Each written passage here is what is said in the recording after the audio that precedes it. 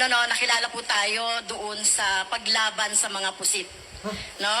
Ayaw natin ng pusit. No? Kaya ang gusto natin talaga ay kung ako'y papalarin, mag-aano tayo no ng mga amyenda kaugnay doon sa pagkakaroon ng accountability, transparency ng opisyal ng gobyerno. Lalong-lalo na po sa usapin ng budget, sa usapin ng pera ng mga mamamayan na dapat ito ay pinag-iingatan ng mga opisyal o empleyado ng ating gobyerno. So pahigpitin po natin yung mga batas na patungkol doon sa graft and corruption at accountability ng isang government official. Kaya po ang pusit kapag ako po ay naging senador. Kung magiging senador ka, feeling si pusit. Feeling si Tambilina. Ay, nako!